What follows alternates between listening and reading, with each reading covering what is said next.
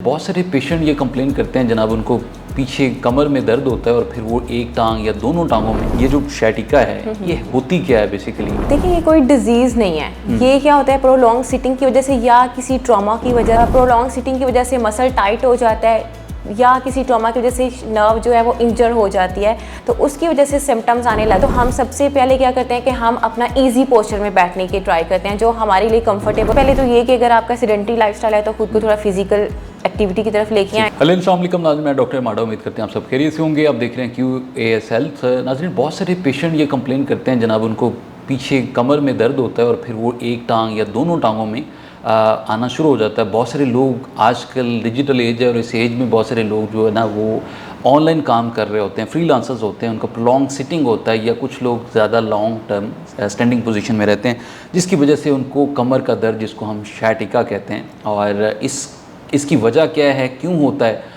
और इसका हल क्या है, ट्रीटमेंट क्या है। तो इस हवाले से जानने के लिए हमारे साथ मौजूद हैं डॉक्टर वहबा सरवर, जो कि फिजियोथेरेपिस्ट हैं और MS स्पोर्ट्स रिहेबिलिटेशन में कर रखा है। तो डॉक्टर साहब वेलकम करते हैं QAS स्टूडियो में आकर, कैसा लग रहा है? बहुत अच्छा फिर, thank you so much first of all कि आपने मुझे मौका दिया। अच्छा, थोड़ा बताएं कि ये जो sciatica है ये होती क्या है बेसिकली? देखिए, ये कोई डिजीज़ नहीं है। ये क्या होता है, प्रोलॉन्ग सिटिंग की वजह से या किसी ट्रॉमा की वजह से क्या होता है कि हमारी जो नर्व है ना वो पास कर रही होती है मसल्स के नीचे से, ठीक है, जिसको sciatic nerve कहते हैं एग्जैक्टली।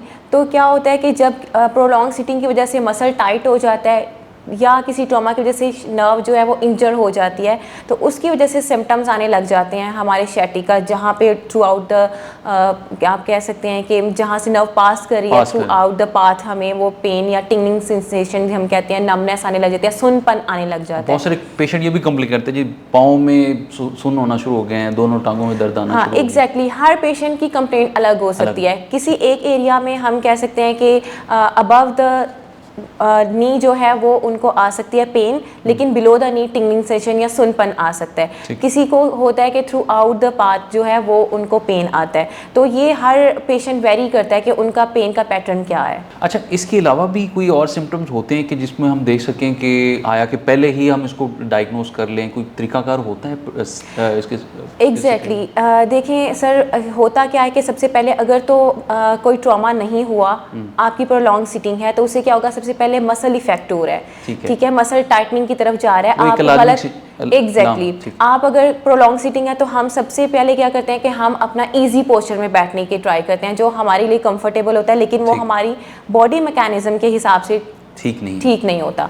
क्या होता है बेसिकली कि हम लोग जो प्रोलॉन्ग सिटिंग वाले हैं वो एक साइड पे वजन डाल के बैठ जाते हैं, कब इस तरह बैठ जाते हैं या इस साइड पे बैठ जाते हैं। तो जिस साइड पे उनका बॉडी वेट ज़्यादा होता है उस मसल पे क्या होता है कि उन पे वेट ज़्यादा आ रहा है, उस पर लोड ज़्यादा आ रहा है, तो क्या होता है कि वो आहिस्ता आहिस्ता फटीग और फिर टाइटनिंग की तरफ चला जाता है और फिर वो अपने नीचे से जो नर्व पास कर रही है, बेसिकली जो sciatic नर्व जिसे हम बात कर रहे हैं, उसको कंप्रेस करता है और उसके बाद फिर भी sciatica के सिम्टम्स स्टार्ट होते हैं। ये मस्कुलर वीकनेस की वजह से भी होता है या? एग्जैक्टली, इसमें क्या होता है कि सबसे पहले आप इसके सिम्टम में देखेंगे कि muscular weakness through out the leg भी आ सकती है। अगर sciatic नर्व का आपको मसला हो गया, sciatica हो गया, तो वो आपके मसल्स को भी इफेक्ट करती है।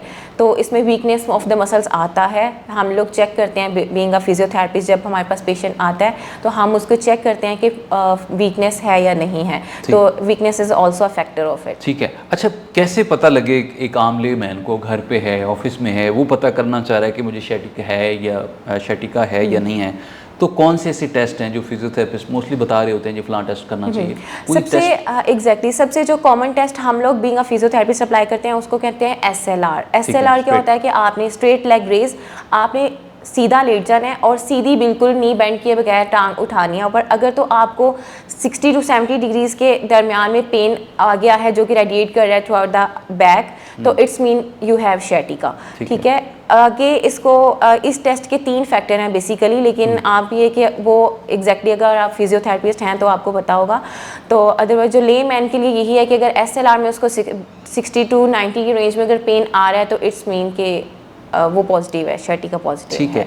अच्छा, हमने बहुत सारे पेशेंट में ये देखा है कि जिनका वेट ज़्यादा होता है, जो 20 होते हैं, उनमें ये ज़्यादा कंप्लेंट्स होती हैं बैक की या sciatica होती है।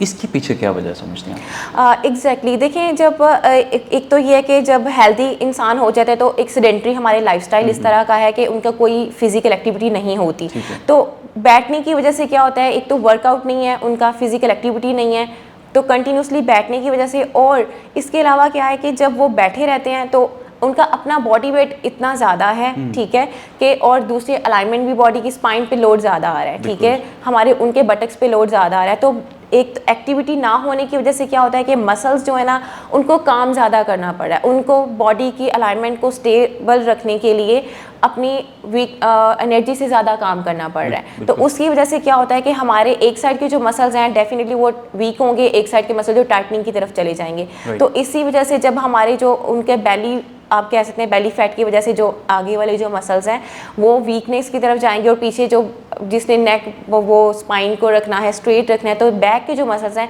वो टाइटनिंग की तरफ जाएंगे, तो इसी वजह से टाइटनिंग की तरफ जाने की वजह से जब वो मसल टाइट होंगे तो डेफिनेटली वो फिर अपने नीचे से जो नर्व पासिस कर रहे हैं, अपने नीचे जो स्ट्रक्चर्स पास कर रहे हैं उन पे प्रेशर डालेंगे, और फिर सिम्टम्स आएंगे हमारे पास, सciatica न्यूरोपैथी के सिम्टम्स बेसिकली आते हैं। ठीक है, अच्छा इसका ट्रीटमेंट क्या है? मोस्टली लोग तो फिजियोथेरेपी करवा के ठीक हो जाते हैं, या कुछ लोग घर पे उनको कुछ एक्सरसाइजेज रिकमेंड की जाती हैं, वो करके वक्तन फ़ौरन ठीक भी हो जाते हैं, और कुछ लोगों का ये लॉन्ग ट्रीटमेंट भी चल रहा होता है, और ऐसे पेशेंट में मैंने देखे हैं कि जो ज़्यादा सेवेरिटी की तरफ चले जाते हैं, फिर उनको फिर प्रोसीजर्स की रिकमेंड किया जाते हैं और वो प्रोसीजर करवा रहे होते हैं, तो इसका हल क्या है, ट्रीटमेंट क्या है? अगर कुछ लोग घरों पे इसको ट्रीट करना चाह रहे हैं या क्लिनिक्स पे आना चाह रहे हैं, वो तो एक बात की बात है, तो होम रेमेडीज़ क्या हैं, थोड़ा सा उस पर बताएं। होम रेमेडीज़ सर सबसे पहले तो ये कि अगर आपका सेडेंटरी लाइफस्टाइल है तो खुद को थोड़ा फिजिकल एक्टिविटी की तरफ लेके आएँ, अगर आपका प्रोलॉन्ग सिटिंग का काम है तो कोशिश करें कि आफ्टर हाफ एन आवर या 1 आवर आप एक उठ के चक्कर लगाएं अपने ऑफिस में या कहीं पे भी जहां आप काम कर रहे हैं, और ताकि मसल्स को थोड़ा रिलैक्स हो।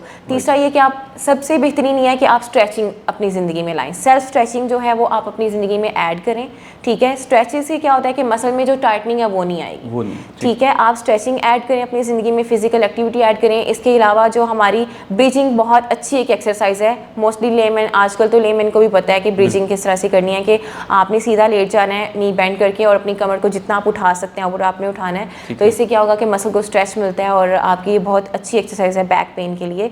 तो ये वाली कुछ चीज़ें हैं, लाइफ मॉडिफिकेशंस हैं, पोस्चरल मॉडिफिकेशंस हैं, अगर आप पोस्चर अपना ठीक करके बैठते हैं तो उससे भी बहुत फ़ायदा हो सकता है। तो हमारी पोस्चरल अवेयरनेस जो है ना वो बहुत ज़रूरी है। आजकल हमारी जो यंग जनरेशन है वो बहुत ज़्यादा कंप्लेन कर रही है इन चीज़ों के बारे में। यंगस्टर भी हम देखते हैं वो भी बैक का पेन एग्जैक्टली sciatica हो रही है। एग्जैक्टली ठीक है। अच्छा, कौन सी ऐसी सिविरिटी है जिस पे ये कंसीडर किया जाता है या रिकमेंड किया जाता है कि आपको प्रोसीजर की तरफ जाना ही जाना? देखें, अगर नर्व का क्या है, अगर तो वो सिर्फ कंप्रेशन की हद तक है ना तो वो ठीक हो जाएगी। आपको पता है न्यूरोपैथीज जो होती हैं ना वो जल्दी ठीक नहीं होती हैं, टोटली ठीक नहीं होती हैं। तो अगर एक इंसान है वो टोटली निगलेक्ट कर रहा है, वो कोई भी पेन किलर ले रहा है या फिजिकल थेरेपी की तरफ नहीं जा रहा, तो क्या होता है कि स्वेर होती जाती हैं हमारे। आपको पता है कि नर्व के भी डैमेज होने के फेजेस आते हैं आगे, तो जब नर्व सेकेंड या थर्ड फेज में चली जाती है, डैमेज हो जाती है, तो फिर क्या होता है कि कोई ऑप्शन नहीं बचता हमारे पास ना, कंजर्वेटिव ट्रीटमेंट का ऑप्शन नहीं बचा, then we will go for surgery. Alright, बहुत शुक्रिया डॉक्टर साहब। थोड़ा कोई हमारे जो लिसनर्स हैं, सुनने वाले हैं, उनको कोई मशवरा देना चाहें, या आपको अगर कोई विजिट करना चाह रहा है तो वो किस तरह से अप्रोच कर सकते हैं? एग्जैक्टली देखें, सबसे पहले जो मैंने पहले ही भी बताया है कि अगर आपका सेडेंटरी लाइफस्टाइल है, मुझे पता है आजकल जिस तरह से आप वर्किंग है, हमारा आवर्स ज़्यादा हैं, वर्किंग आवर्स इतने ज़्यादा हैं, तो उसमें यह है कि आप अपनी लाइफ मॉडिफिकेशंस लाएं, खुद के लिए टाइम निकालें, खुद के लिए टाइम निकालें, फिजिकल एक्टिविटी को अपनी ज़िंदगी में ऐड करें। और इसके अलावा अगर आपने किसी भी तरह से ट्रीटमेंट के हवाले से आना है तो मेरा क्लिनिक है गुलबर्ग 3 में, न्यूट्रीसाओ में, तो वो लिबर्टी चौक के पास है, तो हम एड्रेस मेंशन अगर कर देंगे तो वो बेहतर हो जाएगा। तो अगर किसी ने आना है तो you can visit us on the liberty Chowk, न्यूट्रीसाओ, हॉल नंबर 3। बहुत शुक्रिया। हमारे साथ मौजूद थी डॉक्टर वहबा सरवर, जो कि क्लिनिकल फिजियोथेरेपिस्ट और स्पोर्ट्स रिहेबिलिटेशन में एक्सपर्टीज़ रखती हैं। और अगर आप डॉक्टर वहबा को विज़िट करना चाहते हैं और अपनी ट्रीटमेंट करवाना चाहते हैं, फिजियो से रिलेटेड किसी भी पेन में अगर आप मुब्तला हैं, तो you can visit doctor Wahba at liberty around about न्यूट्रीसाओ। आप विज़िट कर सकते हैं। तो जनाब, उम्मीद करते हैं आज का सेगमेंट आपके लिए बहुत मुफीद साबित होगा। अपने मेज़बान डॉक्टर माटा को इजाज़त दीजिए। अल्लाह निगहबान।